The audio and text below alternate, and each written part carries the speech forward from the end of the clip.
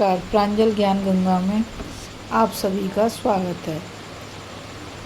कल हमने भगवान श्री कृष्ण की अग्र पूजा की कथा को पढ़ा था और आज हम शिशुपाल का क्रोध और भीम आदि का समझाना की कथा को पढ़ेंगे। तो चलिए आप और हम कथा में प्रवेश करते हैं और कथा इस प्रकार है। वैशंपायन जी कहते हैं, जन्मेजय, चेदिराज शिशुपाल भगवान श्री कृष्ण की अग्र पूजा देखकर चिढ़ गया। उसने भरी सभा में भीष्म पितामह और धर्मराज युधिष्ठिर को धिक्कारते हुए श्री कृष्ण को फटकारना शुरू किया। उसने कहा, बड़े बड़े महात्मा और राजर्षियों की उपस्थिति रहते राजा के समान राजोचित पूजा का पात्र कृष्ण नहीं हो सकता। महात्मा पांडवों ने कृष्ण की पूजा करके अपने योग्य काम नहीं किया है। पांडवों, अभी तुम लोग बालक हो, तुम्हें सूक्ष्म धर्म का ज्ञान नहीं है। भीष्म पितामह भी सटिया गए हैं, इनकी दृष्टि दिग्दर्शनी नहीं रह गई है। भीष्म, तुम्हारे जैसे धर्मात्मा पुरुष भी जब मनमाना काम करने लगते हैं तो जगत में अपमानित होते हैं। कृष्ण राजा नहीं है, फिर यह राजाओं में सम्मान का पात्र कैसे हो सकता है? यह आयु में भी तो सबसे वृद्ध नहीं है। इसके पिता वसुदेव अभी जीवित हैं। यदि इसे अपना सच्चा हितैषी और अनुकूल समझकर तुम लोगों ने इसकी पूजा की हो तो क्या यह द्रुपद से बढ़कर है? यदि तुम लोग कृष्ण को आचार्य मानते हो तो भी द्रोणाचार्य की उपस्थिति में इसकी पूजा सर्वथा अनुचित है। ऋत्विज की दृष्टि से भी सबसे पहले विद्या वयोवृद्ध भगवान श्री कृष्ण देवपायन की ही पूजा होनी चाहिए थी। युधिष्ठिर, इच्छा मृत्यु पुरुष श्रेष्ठ भीष्म पितामह के रहते तुमने कृष्ण का पूजन कैसे किया? शास्त्र पारदर्शी वीर अश्वत्थामा के सामने कृष्ण की पूजा भला किस दृष्टि से उचित हो सकती है? पांडवों, राजाधिराज दुर्योधन, भरतवंश के आचार्य महात्मा कृप, किम पुरुषों के आचार्य द्रुम तथा पांडु के समान माननीय सर्व सद्गुण संपन्न भीष्मक को छोड़कर उनकी उपस्थिति में तुमने कृष्ण की पूजा का अनर्थ कैसे कर डाला? यह कृष्ण ना ऋतुज है, ना राजा है और ना तो आचार्य ही है। फिर तुमने किस कामना से इसकी पूजा की है? यदि तुम्हें कृष्ण की पूजा करनी थी तो इन राजाओं को हम लोगों को बुलाकर इस प्रकार अपमान तो नहीं करना चाहिए था। हम लोग भय, लोभ आदि के कारण तुम्हें कर नहीं देते। हम तो ऐसा समझते थे कि यह सीधा साधा धर्मात्मा मनुष्य है, यह सम्राट हो जाए तो अच्छा ही है। सो तुम इस गुणहीन कृष्ण की पूजा करके हम लोगों का तिरस्कार कर रहे हो। तुम अचानक ही धर्मात्मा के रूप में प्रख्यात हो गए, तभी तो तुमने इस धर्म च्युत की पूजा करके अपनी बुद्धि का दिवालियापन दिखलाया है। शिशुपाल ने भगवान श्री कृष्ण की ओर मुँह करके कहा, कृष्ण, मैं मानता हूँ कि पांडव बेचारे डरपोक और तपस्वी हैं। इन्होंने यदि ठीक नहीं समझा तो तुम्हें तो जना देना चाहिए था कि तुम किस पूजा के अधिकारी हो। यदि कायरता और मूर्खतावश इन्होंने तुम्हारी पूजा कर भी दी तो तुमने अयोग्य होकर उसे स्वीकार क्यों किया? जैसे कुत्ता लुक छिपकर जरा सा भी चाट ले और अपने को धन्य धन्य मानने लगे, वैसे ही तुम यह अयोग्य पूजा स्वीकार करके अपने को बड़ा मान रहे हो। तुम्हारी इस अनुचित पूजा से हम राजाओं का कोई अपमान नहीं होता। ये पांडव तो स्पष्ट रूप से तुम्हारा ही तिरस्कार कर रहे हैं। नपुंसक का ब्याह करना, अंधे को रूप दिखाना, राज्यहीन को राजाओं में बिठा देना, जिस प्रकार अपमान है वैसे ही तुम्हारी यह पूजा भी। हमने युधिष्ठिर, भीष्म और तुमको देख लिया, तुम सब एक से एक भड़कर हो। ऐसा कहकर शिशुपाल अपने आसन से उठ खड़ा हुआ और कुछ राजाओं को साथ लेकर वहां से जाने के लिए तैयार हुआ। धर्मराज युधिष्ठिर ने तत्क्षण शिशुपाल के पास जाकर समझाते हुए मधुर वाणी में कहा, राजन, आपका कहना उचित नहीं है। कड़वी बात कहना निरर्थक तो है ही, अधर्म भी है। हमारे पितामह भीष्म धर्म का रहस्य ना जानते हों ऐसा नहीं है। आप व्यर्थ उनका तिरस्कार मत कीजिए। देखिए, यहाँ आपसे भी विद्या वयोवृद्ध बहुत से राजा उपस्थित हैं। उन्हें भगवान श्री कृष्ण की पूजा बुरी नहीं मालूम है। आपको भी उन्हीं के समान इसके संबंध में कुछ नहीं कहना चाहिए। चेदी नरेश पितामह भीष्म ही भगवान श्री कृष्ण के वास्तविक स्वरूप को जानते हैं। श्री कृष्ण के संबंध में उनके जैसा तत्व ज्ञान आपको नहीं है। युधिष्ठिर इस प्रकार कह ही रहे थे कि भीष्म पितामह ने उन्हें संबोधन करके कहा, धर्मराज, भगवान श्री कृष्ण त्रिलोकी में सबसे श्रेष्ठ हैं। जो उनकी पूजा को अंगीकार नहीं करता उससे अनुनय विनय करना अनुचित है। क्षत्रिय धर्म के अनुसार जो जिसे युद्ध में जीत लेता है वह उससे श्रेष्ठ माना जाता है। भगवान श्री कृष्ण ने इन उपस्थित राजाओं में से किस पर विजय नहीं प्राप्त की है? एक का भी नाम तो बतलाओ। ये केवल हमारे ही पूज्य हों ऐसी बात नहीं, सारा जगत इनकी उपासना करता है। इन्होंने सब पर विजय प्राप्त की हो इन्होंने सब पर विजय प्राप्त की हो, इतना ही नहीं, संपूर्ण जगत सर्वात्मना इन्हीं के आधार पर स्थित है। मैं मानता हूँ कि यहाँ बहुत से गुरुजन और पूज्य उपस्थित हैं, फिर भी पूर्वोक्त कारण से हम भगवान श्री कृष्ण की ही पूजा कर रहे हैं। भगवान श्री कृष्ण की पूजा का निषेध करने का अधिकार किसी को भी नहीं है। मैंने अपने विशाल जीवन में बड़े बड़े ज्ञानियों का सत्संग किया है और उनके मुँह से सकल गुणों के आश्रय भगवान श्री कृष्ण के दिव्य गुणों का वर्णन सुना है। यहाँ आए हुए श्रेष्ठ पुरुषों की सम्मति भी मैंने जान ली है। इन्होंने अपने जन्म से लेकर अब तक जितने कर्म किए हैं उनका मैंने श्रेष्ठ पुरुषों से लक्षण किया है। शिशुपाल, हम लोग केवल स्वार्थवश संबंध के कारण अथवा उपकारी होने से ही भगवान श्री कृष्ण की पूजा नहीं करते। हमारे पूजा करने का कारण तो यह है कि भगवान श्री कृष्ण जगत के समस्त प्राणियों के लिए सुखकारी हैं और समस्त श्रेष्ठ पुरुष उनकी पूजा करते हैं। यहाँ जितने लोग हैं उन सब की बच्चे की परीक्षा हमने ले ली है। यश, शूरता और विजय में कोई भी भगवान श्री कृष्ण के समान नहीं है। ज्ञान और बल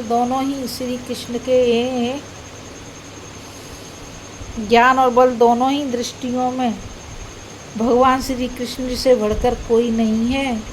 दान, कौशल, शास्त्र ज्ञान, शूरता, संकोच, कीर्ति, बुद्धि, विनय, लक्ष्मी, धैर्य, तुष्टि और पुष्टि, सभी गुण भगवान श्री कृष्ण में नित्य निरंतर निवास करते हैं। परम ज्ञानी श्री कृष्ण हमारे आचार्य, पिता और गुरु हैं। सब लोगों को इसमें हार्दिक सहयोग देना चाहिए था। वे हमारे ऋत्विज गुरु, विवाह, स्नातक, राजा, प्रिय मित्र सब कुछ हैं। इसलिए हमने उनकी अग्र पूजा की है। भगवान श्री कृष्ण ही संपूर्ण विश्व की उत्पत्ति एवं प्रलय के स्थान है। उनकी क्रीड़ा के लिए ही सारा जड़ चेतन जगत है। वे ही अव्यक्त प्रकृति हैं और वे ही सनातन कर्ता हैं। जन्म से मरने वाले समस्त पदार्थों से वे परे हैं, इसलिए सबसे बढ़कर पूजनीय हैं।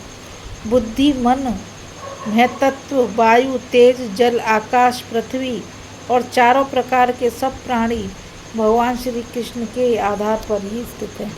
सूर्य, चंद्रमा, ग्रह, नक्षत्र, दिशा विदिशा सबके सब श्री कृष्ण में ही स्थित हैं। जैसे वेदों में अग्निहोत्र, छंदों में गायत्री, मनुष्यों में राजा, नदियों में समुद्र, नक्षत्रों में चंद्रमा, ज्योतिष चक्र में सूर्य, पर्वतों में मेरु, पक्षियों में गरुड़ श्रेष्ठ है वैसे ही त्रिलोकी की ऊर्ध्व, मध्यम और अधोलोक रूप त्रिविध गतियों में भगवान श्री कृष्ण ही सर्वश्रेष्ठ हैं। शिशुपाल तो अभी कल का अबोध बालक है। इसे इस बात का ज्ञान नहीं है कि भगवान श्री कृष्ण सर्वदा सर्वर्थ सब रूपों में विद्वान हैं।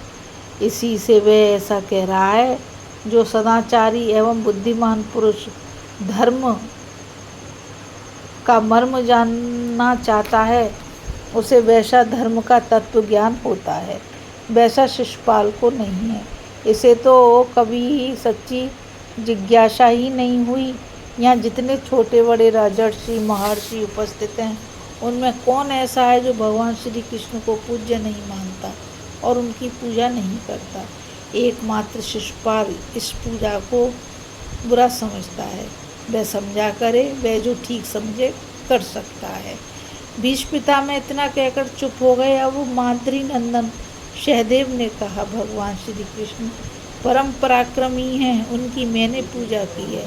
जिन्हें यह बात सहन नहीं हो रही है, उनके सिर पर मैं लात मारता हूँ। मेरे इतना कहने के बाद जिसको विरोध करना हो वह बोले, मैं उसका वध करूँगा। सभी बुद्धिमान हमारे आचार्य, पिता, गुरु एवं पूजनीय भगवान श्री कृष्ण की पूजा का समर्थन करें। सहदेव ने इस प्रकार कहकर जोर से लात पटकी, परंतु उन मानी और बलवान राजाओं में से किसी की जीभ तक न हिली। आकाश से सहदेव के सिर पर पुष्पों की वर्षा होने लगी और अदृश्य रूप से साधु साधु की ध्वनि सुनाई पड़ने लगी। देवर्षि नारद भी वहीं बैठे थे। उनकी सर्वज्ञता प्रसिद्ध है। उन्होंने सबके सामने बड़े स्पष्ट शब्दों में कहा, जो लोग कमल नयन भगवान श्री कृष्ण की पूजा नहीं करते, उन्हें जिंदा रहने पर भी मुर्दा ही समझना चाहिए। उनके साथ तो कभी बात तक नहीं करनी चाहिए। इसके अनंतर सहदेव ने ब्राह्मण और क्षत्रियों की यथोचित पूजा की। इस प्रकार पूजा का काम समाप्त हुआ। भगवान श्री कृष्ण की पूजा से शिशुपाल क्रोध के मारे आग बबूला हो गया। उसकी आंखें खून उगल रही थीं। उसने राजाओं को पुकार कर कहा कि मैं सेनापति बनकर खड़ा हूँ। अब आप लोग किस अधेड़ बुन में पड़े हैं। आइए हम लोग डटकर यादवों और पांडवों की सम्मिलित सेना में भिड़ जाएं। इस प्रकार शिशुपाल यज्ञ में विघ्न डालने के लिए राजाओं को उत्साहित कर उनसे सलाह करने लगा। उस समय वे लोग क्रोध से तिलमिला रहे थे। चेहरे पर शिकन पड़ गई थी। वे यही सोच रहे थे कि श्री कृष्ण की पूजा और युधिष्ठिर का यथांत अभिषेक न होने पावे। धर्मराज युधिष्ठिर ने देखा कि बहुत से लोग शुद्ध सागर की भांति उमड़ कर युद्ध करना चाहते हैं। तब उन्होंने भीष्म पितामह के पास जाकर कहा, पितामह अब मुझे क्या करना चाहिए। आप यज्ञ की निर्विघ्न समाप्ति और प्रजा के हित का उपाय बताइए। भीष्म पितामह ने कहा, बेटा डरने की कोई बात नहीं है। क्या कभी कुत्ता सिंह को मार सकता है। मैंने पहले ही तुम्हारे कर्तव्य का निश्चय कर लिया है। जैसे सिंह के सो जाने पर कुत्ते भौंकते हैं, वैसे ही भगवान श्री कृष्ण के चुप रहने से ही ये चिल्ला रहा है। मूर्ख शिशुपाल अनजान में ही इन राजाओं को यमपुरी भेजना चाहता है। निस्संदेह भगवान श्री कृष्ण शिशुपाल का तेज खींच लेना चाहते हैं। ये जिसको खींच लेना चाहते हैं उसी की बुद्धि ऐसी हो जाती है। ये सारे जगत के मूल कारण प्रलय स्थान है। तुम निश्चिंत रहो। भीष्म पितामह की बात शिशुपाल ने भी सुनी। उसने भीष्म को डांटते हुए कहा, भीष्म तुम्हें सब राजाओं को धमकाते समय शर्म नहीं आती। अरे बूढ़े होकर अपने कुल को क्यों कलंकित करते हो। मूर्ख और घमंडी कृष्ण की प्रशंसा करते समय तुम्हारी जीव के 100 टुकड़े क्यों नहीं हो जाते। मूर्ख से मूर्ख भी जिसकी निंदा करता है, उसी ग्वाले की तुम ज्ञानी होकर क्यों प्रशंसा कर रहे हो। यदि इसने बचपन में किसी पक्षी, बकासुर, घोड़े, केसी अथवा बैल वृषभासुर को मारी डाला तो क्या हुआ। वे कोई युद्ध के उस्ताद तो नहीं थे। यदि इसने चेतनहीन छक्के सकटासुर को पैर मारकर उलट दिया था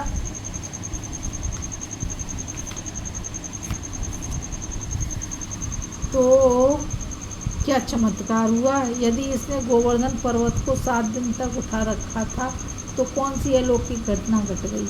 अरे यह तो दीमकों की बावी मात्र है। अवश्य यह सुनकर हमें आश्चर्य हुआ कि पेटू कृष्ण ने गोवर्धन पर बहुत सा अन्न खा लिया। जिस महाबली कंस का नमक खाकर यह पला था उसी को इसने मार डाला है ना। कृतज्ञता की हद। धर्म ज्ञानी जी, धर्म के अनुसार स्त्री, गो, ब्राह्मण और जिसका अन्न खाया जाए, जिसके आश्रय में रहें, उसे नहीं मारना चाहिए। जिसने जन्मते ही स्त्री पूतना को मार डाला उसे ही तुम जगतपति बतलाते हो। बुद्धि की बलिहारी है अजी, तुम्हारे कहने से यह कृष्ण भी अपने को वैसा ही मानने लगेगा। अजी मर्म ध्वजी, तुमने अपने स्वभाव की अजी धर्म ध्वजी, तुमने अपने स्वभाव की नीचता के कारण ही पांडवों को ऐसा बना दिया है। तुमने धर्म की आड़ में जो जो दुष्कर्म किए हैं वे क्या कभी किसी ज्ञानी के द्वारा किए जा सकते हैं। क्या कभी किसी ज्ञानी के द्वारा किए जा सकते हैं। काशी नरेश की कन्या अम्बा शाल्व को अपना पति बनाना चाहती थी, परंतु तुम उसे बलपूर्वक हर लाए। यह कौन सा धर्म है जी। तुम्हारा ब्रह्मचर्य व्यर्थ है। तुमने नपुंसकता अथवा मूर्खता के कारण यह हट पकड़ रखा है।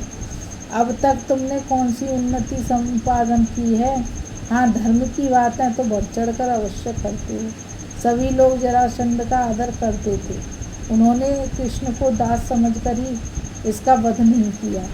उनकी हत्या करने में इस कृष्ण ने भीमसेन और अर्जुन के साथ मिलकर जो करतूत की है उसे कौन ठीक नहीं समझता। आश्चर्य तो यह है कि तुम्हारी बातों में आकर पांडव भी कर्तव्यच्युत हो रहे हैं। क्यों ना हो, तुम्हारे जैसे नपुंसक, पुरुषार्थहीन और बूढ़े जब सम्मति देने वाले हों तब ऐसा ही होना चाहिए। शिशुपाल की रूखी और कठोर बातें सुनकर प्रतापी भीमसेन क्रोध में तिलमिला उठे।